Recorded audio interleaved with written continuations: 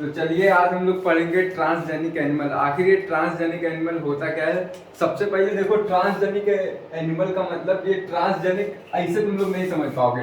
Transgenic का मतलब समझो कि रिकॉम्बिनेंट कोई चीज जुड़ी हुई है। रिकॉम्बिनेंट डीएनए का मतलब तुमको पता ही होगा।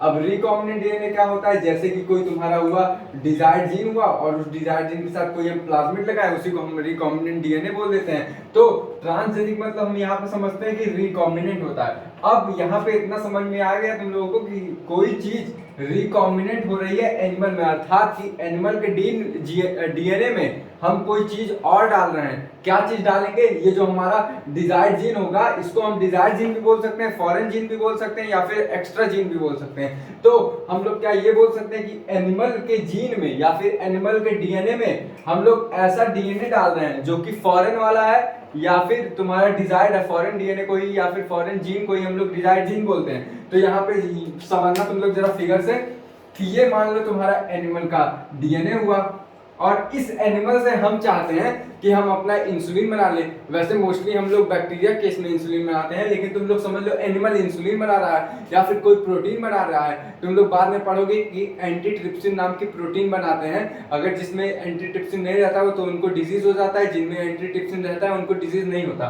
तो यहाँ पे मान लो कि एनिमल का हमने डीएनए लिया और हम चाहते हैं कि ये एनिमल हमारा रहे, वो क्या करे, इंसुलिन बनाए। तो हम लोग क्या करेंगे ना कि अपना डिजायर्ड जीन लेंगे या फिर फॉरेन जीन बोल दो, तो फॉरेन जीन लेंगे और क्या करेंगे, इसके अंदर इंट्रोड्यूस कर देंगे। इंट्रोड्यूस मतलब इसके अंदर डाल देंगे। तो ये हमारा हो गया, इंट्रोड्यूस कर दिया हमने इंसुलिन बनाने वाला जीन। तो अर्थात यहाँ पे जब हमारा एनिमल रहेगा उसके अंदर हमने ये क्या हुआ, फॉरेन डीएनए या फिर एक्स्ट्रा डीएनए भी तुम्हारी एनसीईआरटी ने बोला है। फॉरेन डीएनए हम जब डाल दिया, डीएनए बोलो चाहे जीन बोलो बात एक ही है।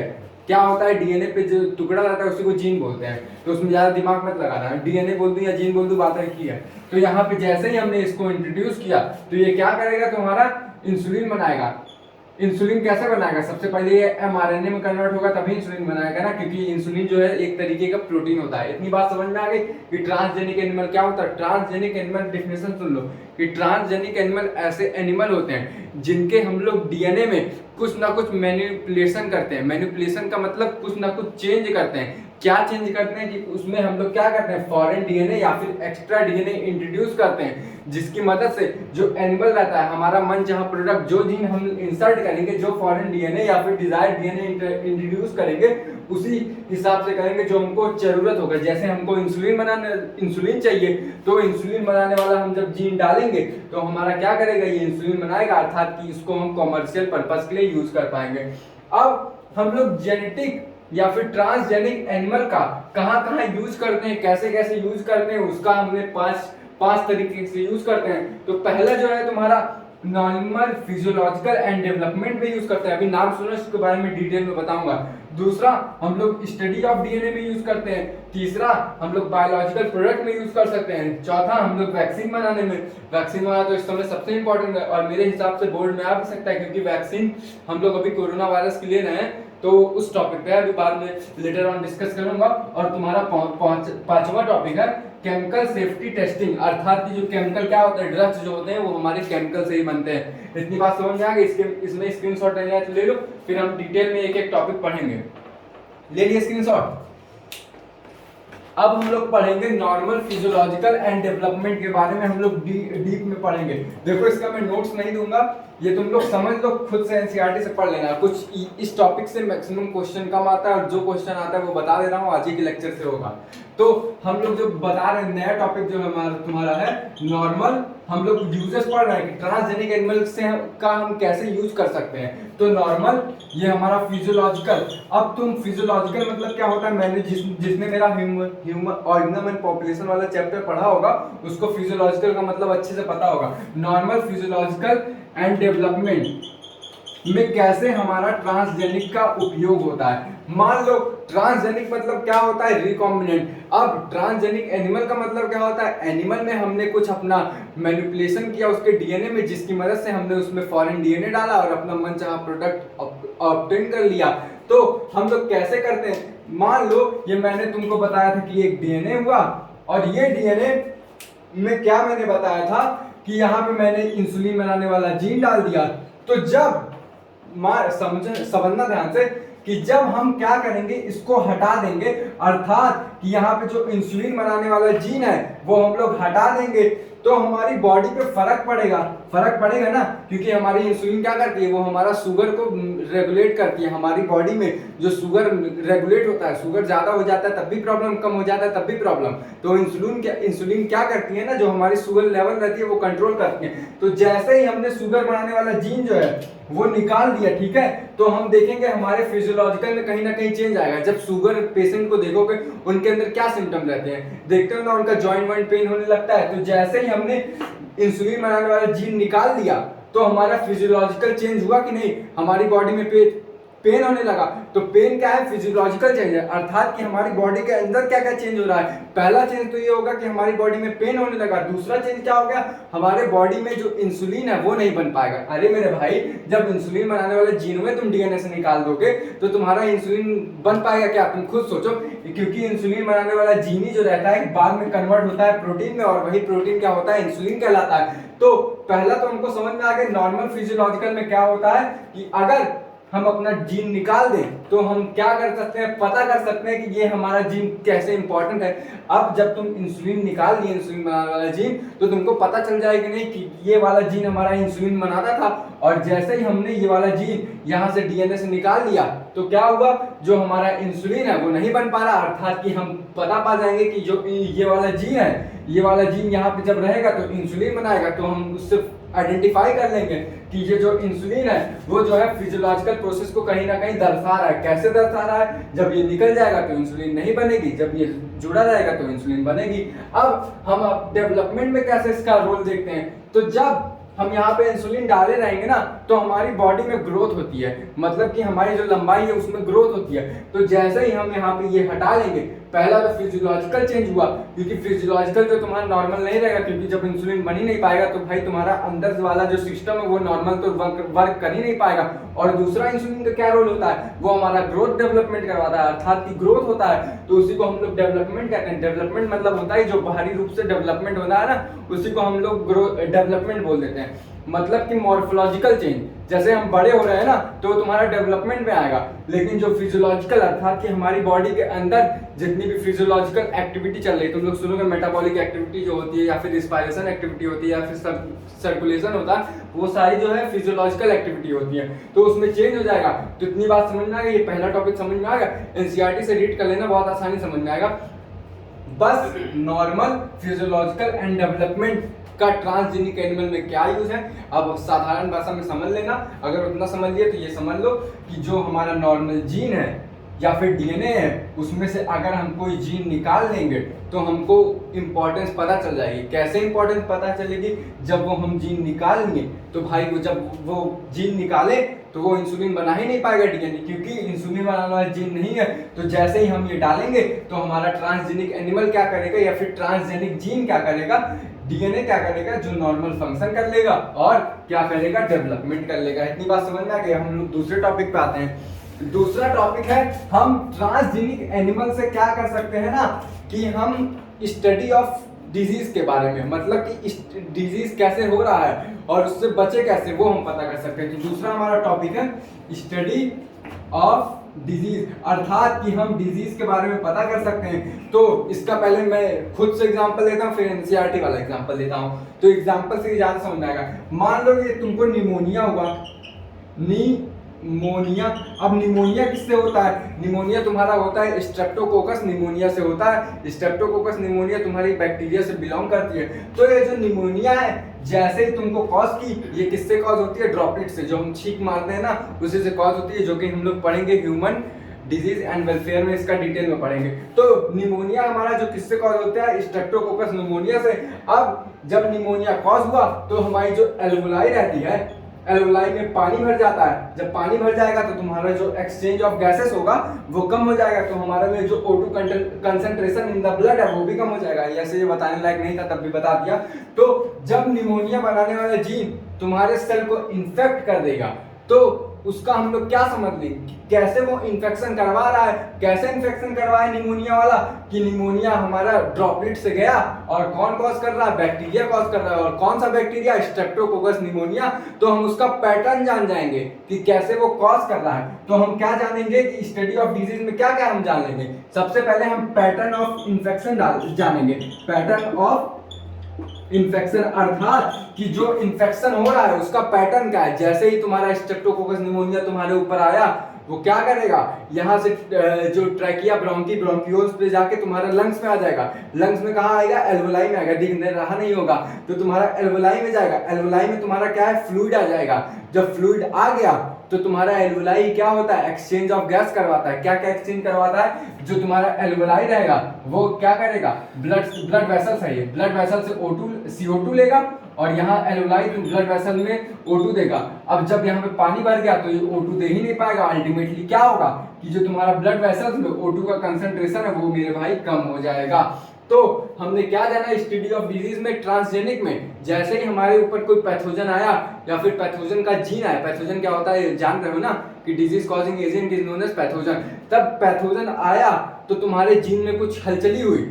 जब हलचली हुई तो क्या हुआ, हमको पता चल गया कि वो पैथोजन क्या क्या इन्फेक्शन कॉज करवा रहा है। और जैसे ही वो पैथोजन इन्फेक्शन कॉज करवा दिया तो हम ये भी जान जाएंगे कि उससे बचे कैसे, अर्थात कि हम उससे बचने के लिए जो है हमारा ट्रीटमेंट भी वो भी जान जाएंगे। जैसे ही वो कॉज करेगा तुम्हारा तो उसको हम उसका पैटर्न देख लेंगे कि वो कहाँ कहाँ इन्फेक्शन कर रहा है। अब यहाँ पे क्या इन्फेक्शन कर रहा है, यहाँ पे तुमको पता चल गया कि ये हमारी लंग्स में एल्वोलाई डैमेज कर रहा है, एल्वोलाई में पानी भरवा रहा है। तो हम लोग क्या करेंगे, उसके कॉम्प्लीमेंट्री एक ट्रीटमेंट जारी करेंगे जिससे क्या हो, हमारे एल्वोलाई से पानी निकल जाए। तो एक ट्रांसजेनिक एनिमल या फिर ट्रांसजेनिक में स्टडी ऑफ डिजीज का क्या रोल रहता है। हम लोग स्टडी ऑफ डिजीज मतलब कि हम लोग डिजीज के बारे में कैसे स्टडी करते हैं, समझ में आ गया। जब तुम्हारा कोई पैथोजन में या फिर कोई एनिमल में कोई फॉरेन जीन आया तो क्या होगा, जब वो अटैच हो गया तो तुम्हारे बॉडी में क्या होगा, वो इन्फेक्शन करेगा। मान लो अच्छे इंसुलिन बनाने वाला है तो इंसुलिन का प्रोडक्शन करेगा। मान लो अब तुम्हारे में कोई पैथोजन आ गया, पैथोजन का जीन आ गया, तब वो क्या करेगा, तब वो क्या करेगा, इन्फेक्शन करवाएगा। और दूसरा, जब इन्फेक्शन करवाने का पैटर्न हमको पता चल गया तो हम क्या करेंगे, उसके खिलाफ हम लोग क्या करेंगे, ट्रीटमेंट कर लेंगे। अब disease of study of disease समझ में आ गया। अब हम दूसरे टॉपिक पे जाते हैं कि बायोलॉजिकल प्रोडक्ट्स में कैसे यूज करते हैं। ठीक है, बायोलॉजिकल प्रोडक्ट्स में क्या यूज करते हैं।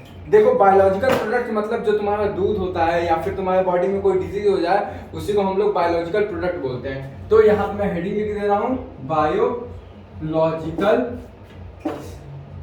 प्रोडक्ट। बायोलॉजिकल प्रोडक्ट मतलब देखो, बायो मतलब लाइफ से रिलेटेड कोई प्रोडक्ट होगा।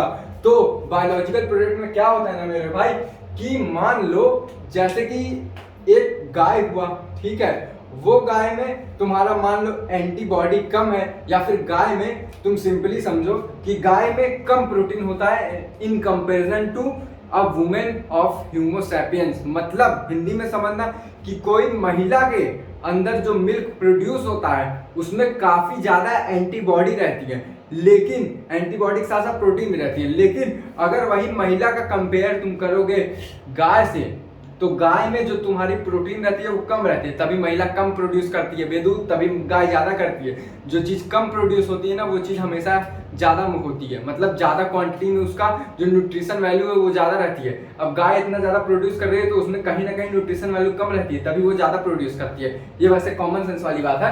तो तुम क्या एग्जाम्पल था मेरा कि मान लो ये कोई काऊ का जीन है, ठीक है, काऊ का डीएनए, उसमें हमने क्या किया ना कि एक अल्फा लैक्टो मतलब दूध से रिलेटेड होगा, तुम लोग को पता ही है, लैक्टो एल्ब्यूमिन नाम का प्रोटीन का जीन क्या किया हमने, इंट्रोड्यूस कर दिया काऊ के जीन में। तो अल्टीमेटली क्या होगा, जो हमारा काऊ है वो क्या करेगा, प्रोड्यूस करेगा मिल्क, और उस मिल्क में लगभग 2.4 लीटर में, मतलब कि 1 लीटर में 2.4 ग्राम प्रोटीन रहेगा।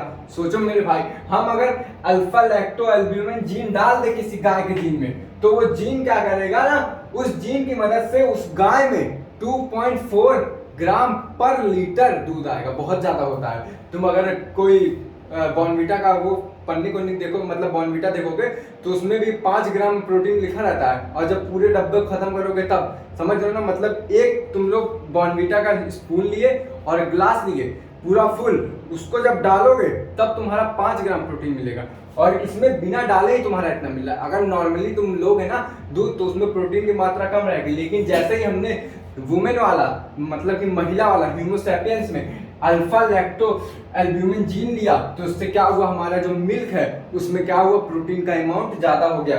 और ये जो गाय है, किसके अंदर हमने एक्सपेरिमेंट ये गाय में किया, तो उस गाय का नाम एनसीईआरटी ने दिया है, रोजी नाम था।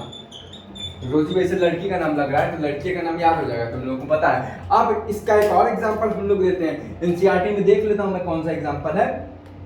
हाँ, अब एक डिजीज होती है, उस डिजीज का नाम तुम लोग लिख लो कि एम्फीसीमिन।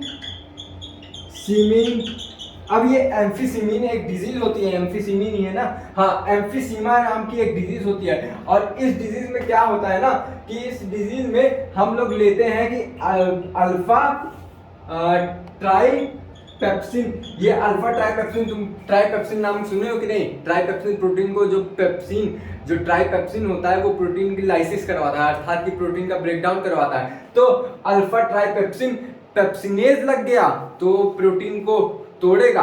अब ट्राइपेप्सिन है मतलब कि ये प्रोटीन का प्रोडक्शन करेगा, पेप्सिन लगा तो प्रोडक्शन करेगा, पेप्सिनेज लग गया, एज, जहां पे भी एज आ रहा है ना वो चीज तुम लोग समझ लो कि एंजाइम से रिलेटेड है, अर्थात कि वो चीज तुम्हारी एंजाइम है।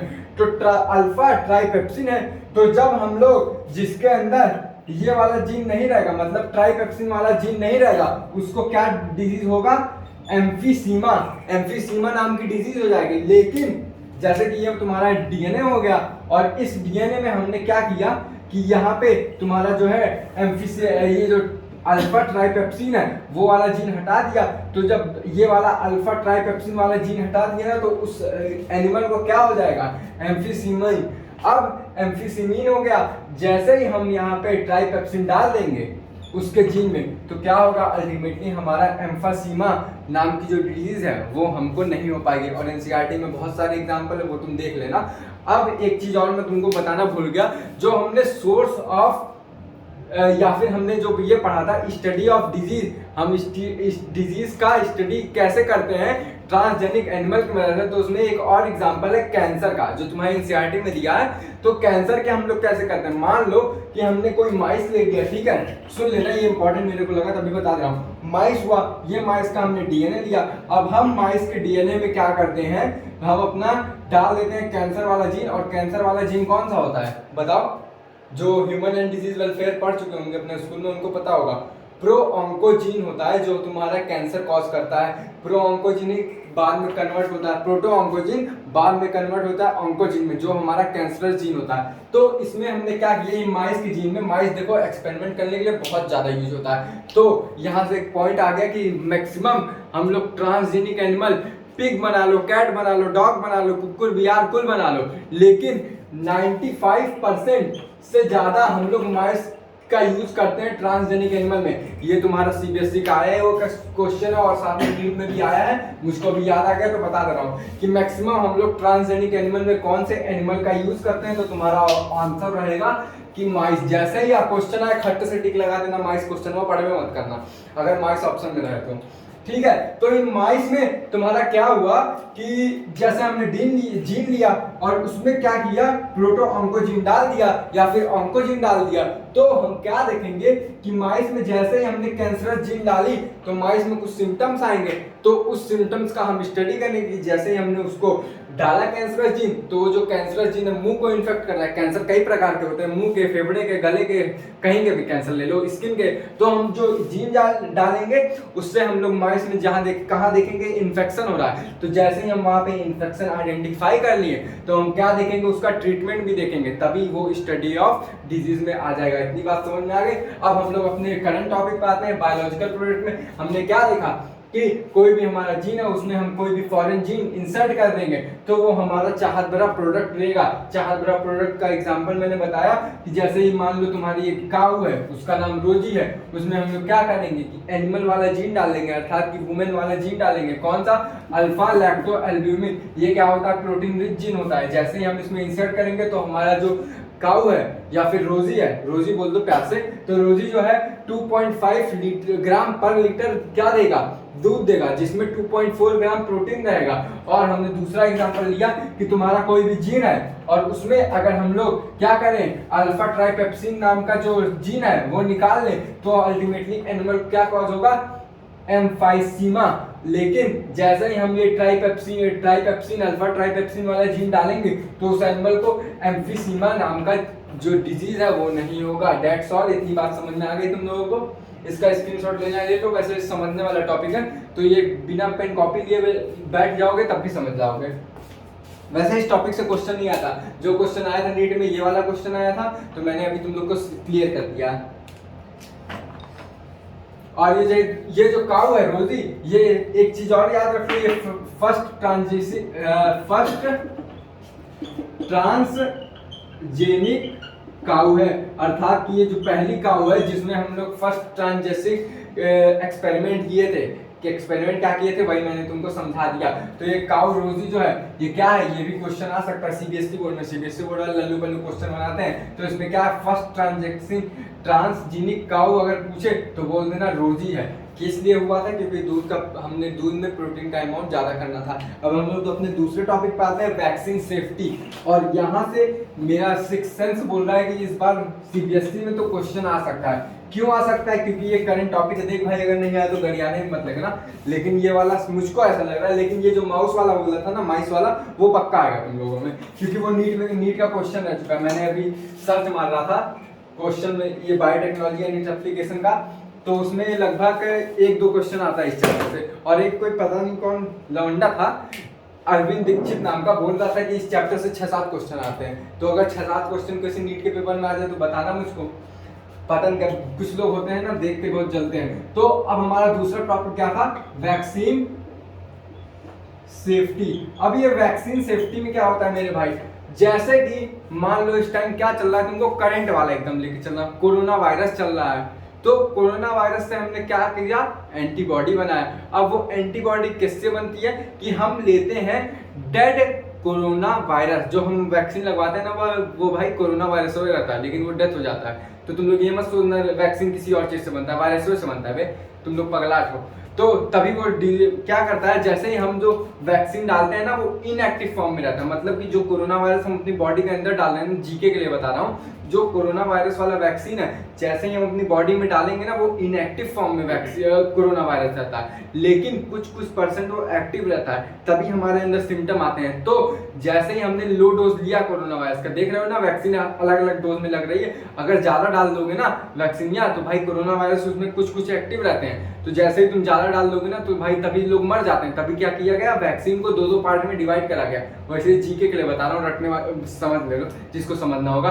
तो वैक्सीन हमने किस लिए पहले दूसरे डोज में लिया, क्योंकि अगर वैक्सीन का हम लोग ज्यादा अमाउंट ले लेंगे ना, तो भाई उसमें कुछ कोरोना वायरस एक्टिव भी होते हैं। एक्टिव क्यों होते हैं? मोस्टली डेड होते हैं, ये तुम समझ लो कि मोस्टली जो है इनएक्टिव फॉर्म में रहते हैं। तो जैसे ही डालेंगे तो हमारा जो इम्यून सिस्टम है देखेगा, अरे भाई ये तो वायरस आ रहा है, तो कुछ वायरस एक्टिव रहेंगे, तो उनको अगेंस्ट हमारा इम्यूनिटी सिस्टम एंटीबॉडी बना देगा। तो हमारे इम्यूनिटी सिस्टम भाई इतना उसके पास दिमाग होता है ना, वो सोचता है भाई अभी तो ये कोरोना वायरस कुछ कम पार्टिकल्स में आया, तब हमने इम्यूनिटी बना के इस पे क्या किया, इसको मार दिया। लेकिन अगर भविष्य में कभी एंटीबॉडी, मतलब ये जो कोरोना वायरस है ज्यादा आ गया, तब हम क्या करेंगे, तो हमारा इम्यूनिटी वाला बहुत चलाक रहता है, बोलता है AWBC, और फटाफट हम लोग क्या करते हैं, एंटीबॉडी बना के रख लेते हैं, स्टोर कर लेते हैं अपने, कहाँ स्टोर करेंगे, मेमोरी सेल में। तो हम लोग पहले से स्टोर कर लेते हैं, तभी हम लोग वैक्सीन लगवा रहे हैं, ताकि हमारे बॉडी के अंदर पहले से ही एंटीबॉडी बन जाए। एंटीबॉडी इम्यून सिस्टम में बनता है, इतनी बात तो पता ही होगी। तो हम क्या करते हैं, पहले एंटीबॉडी बना लेंगे वैक्सीन की मदद से। तो वैक्सीन सेफ्टी में हम लोग क्या करते हैं ना, कि कोई भी वैक्सीन, जैसे कोरोना वायरस वाली वैक्सीन ना डायरेक्ट मार्केट में लॉन्च नहीं कर दी गई, सबसे पहले टेस्ट किया गया। किस पे टेस्ट किया गया? मैंने अभी क्या बताया था, ट्रांसजेनिक एनिमल्स में 95% हम लोग कौन से एनिमल का यूज करते हैं? माइस का। तो इसमें भी हमने किसका यूज किया है? माइस का।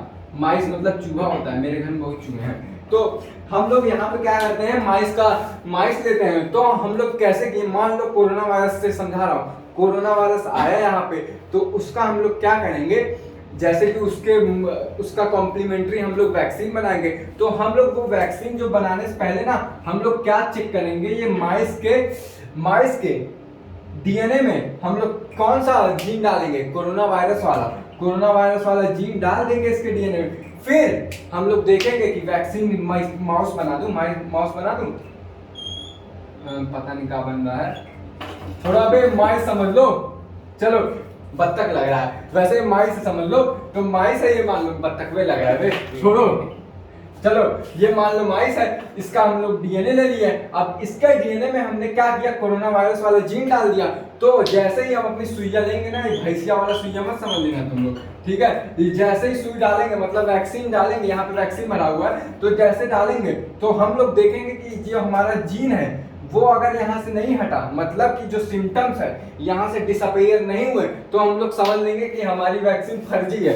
लेकिन जैसे ही इसमें जो सिम्टम्स आएंगे वो सिम्टम्स को ये वैक्सीन कम कर देगा, तो हम लोग समझ जाएंगे कि हमको कोरोना वायरस नहीं हुआ। वैसे तुमको एक चीज और बता दे रहा हूँ कि जो वैक्सीन है ना, वो इन्फेक्ट करने के बाद कोनो काम नहीं देगी। इन्फेक्शन करने से पहले अगर वैक्सीन लगा लो तब सही है, वरना अगर इन्फेक्शन करने के बाद तुम लोग वैक्सीन लगाओगे ना, तो वो हमारे पूरे इम्यूनिटी पे निर्भर करेगा। लेकिन अगर तुम वैक्सीन पहले लगवा लोगे ना, तो तुम्हारा चांसेस ज्यादा है बचने के कोरोना वायरस से, क्योंकि कोरोना वायरस वाला वैक्सीन हमारा इम्यूनिटी स्ट्रॉन्ग करता है। तो मान लो कि अभी यहाँ पे ऐसे समझ लो कि जैसे कोई हमारा ये जीन हुआ, उसमें कोई चीज इन्फेक्ट कर रहा है। अब जैसे पोलियो आ गया ना, पोलियो का हम लोग इंडिया में काफी ज्यादा वो मतलब डिजीज है जो काफी ज्यादा फैल रहा है इंडिया में। पहले फैलता था, अब तो हमने वैक्सीन बहुत पहले ही बना ली, लेकिन एक टाइम था इंडिया में ना पोलियो बहुत ज्यादा फैलता था। तो हमने क्या किया कि पोलियो बनाने वाली जो वैक्सीन है वो हमने बनाई, डेड पोलियो वाली वैक्सीन होगा। पोलियो किसमें आता है, वायरस की कैटेगरी से बिलोंग करता है। तो हमने क्या किया,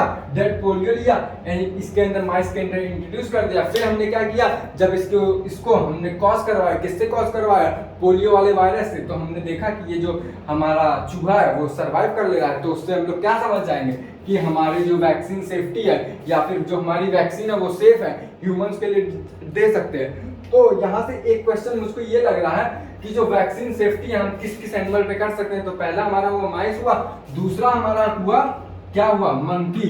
क्यों मंकी, कैसे मंकी, ये भी जरा समझ लो। देखो कहा ऐसा जाता है ना कि ह्यूमंस का और मंकीज का जेनेटिक मटेरियल अर्थात की डीएनए ना कहीं मतलब सेम होता है, समझ रहे हो ना। जैसे एनिमल्स में, मंकी में और ह्यूमंस में, जैसे कि हम लोग में, हम दोनों का ना जेनेटिक मटेरियल कहीं ना कहीं सेम रहता है बहुत ज्यादा। वैसे तुम लोग को एक कॉन्सेप्ट वाली बात बताना हूँ, लॉजिक वाली, कि 99.9% जो ह्यूमंस रहते हैं ना, ह्यूमंस की कैटेगरी में बता रहा हूँ, ह्यूमन सैपियंस, उनका जेनेटिक मटेरियल सेम रहता है। लेकिन 0.01% रहता है ना जो डिफर करता है सबसे।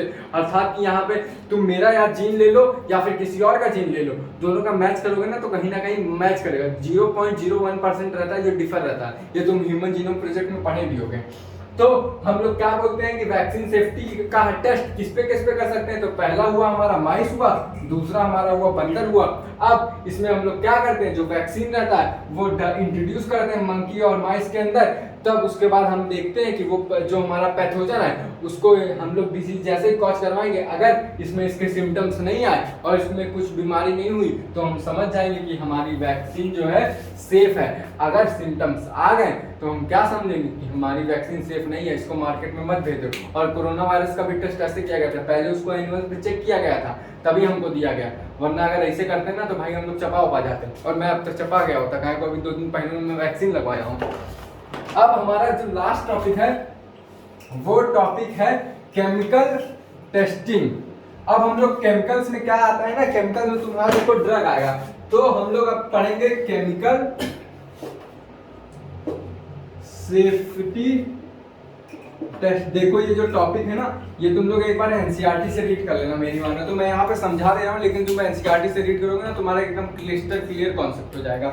लेकिन तुम लोग खुद से करना, मैं एनसीईआरटी बहुत रीड करवा दिया तुमको, एनसीईआरटी में खुद नहीं रीड करता हूँ। तो यहाँ पे देखो, ये मैंने अपनी सुविधा से ना एनिमल सेफ्टी टेस्ट को समझाने के लिए दो पार्ट में डिवाइड कर दिया। एक होगा हमारा नॉन ट्रांसजेनिक एनिमल्स, अर्थात कि जो हमारा एनिमल है वो रिकॉम्बिनेंट नहीं है, और दूसरा हमारा हुआ क्या हुआ, इसी का कॉम्प्लीमेंट्री ले लो। कॉम्प्लीमेंट्री मतलब होता है अपोजिट, ट्रांसजेनिक एनिमल हो गया। अब देखो, जैसे कि हमारा कोई केमिकल मतलब क्या होता है, ड्रग होता है, ठीक है, इतनी बात तो तुम लोग समझ गए कि केमिकल की वजह से हमारा जो है दवाई बनता है, तो उसी को हम लोग क्या बोलते थे, ड्रग बोलते थे। जैसे कि कोई दवाई का पुड़िया देखोगे ना, मतलब दवाई का टैबलेट देखोगे, उसके पीछे लगा रहेगा कि ये ड्रग्स से बना है, ड्रग्स लिखा रहेगा, केमिकल नहीं लिखा जाता मोस्टली, लेकिन ड्रग्स लिखा रहेगा, ये पक्का हूँ।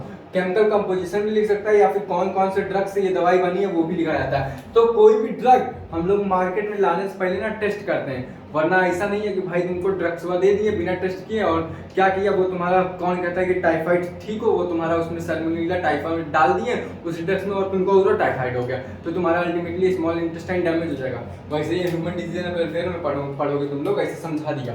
तो यहाँ पे हम लोग केमिकल सेफ्टी टेस्टिंग कैसे करते हैं, तो समझो, जैसे कि एक हमने लिया ट्रांसजेनिक, अर्थात कि नॉन ट्रांसजेनिक लिया, तो इसके जीन में कोई मैनिपुलेशन नहीं होगा, अर्थात कि कोई भी हमने चेंज नहीं किया।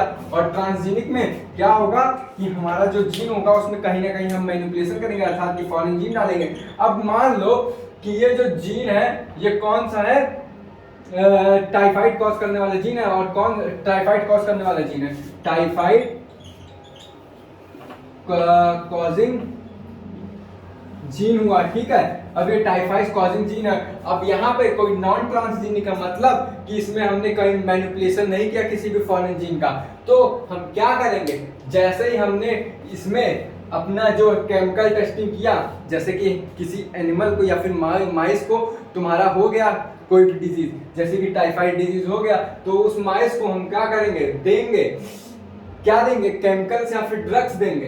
तो जब ड्रग्स देंगे तो हमारा जो टाइफाइड वाला जीन है वो क्या करेगा, अपना जो वहाँ पे जनसंख्या नहीं बढ़ा पाएगा, अर्थात कि रेप्लिकेट नहीं कर पाएगा, और ये केमिकल जो है वो क्या करेगा, तुम्हारे रेप्लिकेशन को कम कर देगा, और क्या करेगा, जो तुम्हारा सिम्टम्स है वहां से क्या हो जाएंगे, डिसअपियर हो जाएंगे, और एक टाइम ऐसा आएगा जो तुम्हारा ट्रांसजेनिक है वो एकदम क्लियर हो जाएगा, मतलब कि यहाँ पे कोई भी सिम्टम्स नहीं बचेंगे।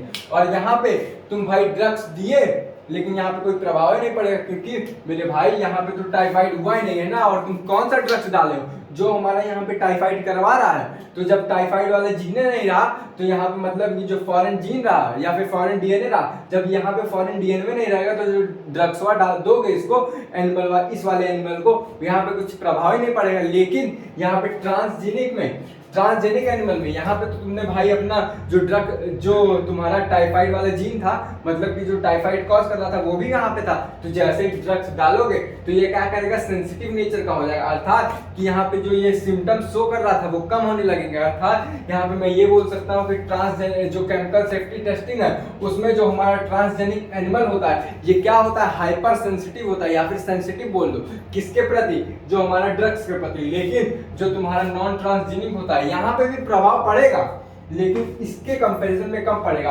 क्यों मेरे भाई, ये भी जरा समझ लो। जैसे कि ऐसा बोला जाता है ना कि फर्जी में कोई दवाई मत खाया करो, वरना उसके साइड इफेक्ट हो जाएंगे। मान लो कि तुम पैरासीटामोल खा लिए, अब तुमको बुखार नहीं है, तब अगर खाए ना पैरासीटामोल, तो तुम्हारा भाई जो किडनियां वडनियां है ना वो डैमेज होने लगेगा, क्योंकि पैरासीटामोल जो है एक पेन किलर तरीके का होता है, वो हमारे किडनी वडनी को बहुत ज्यादा डैमेज करता है, तो पैरासीटामोल कम खाओ, समझ गया ना। तो क्या होता है, जब तुम्हारे पे कोई पैथोजन आया ही नहीं, तुमको फीवर वा हुए नहीं किया, तब तुम ड्रग्स खाओगे, तो तुम्हारा ये कहीं ना कहीं साइड इफेक्ट तो करेगा। लेकिन सबसे ज्यादा नुकसान किसका करेगा, अगर वहां पे तुम्हारा फीवर हुआ तो वो फीवर वाले जीन को खत्म कर देगा, या फिर फीवर का सिम्टम कम कर देगा, क्योंकि दवा कुछ दिन तक लोगे तभी तुम्हारी बीमारी ठीक होगा ना, तभी वो जीन कंप्लीटली खत्म होगा ना।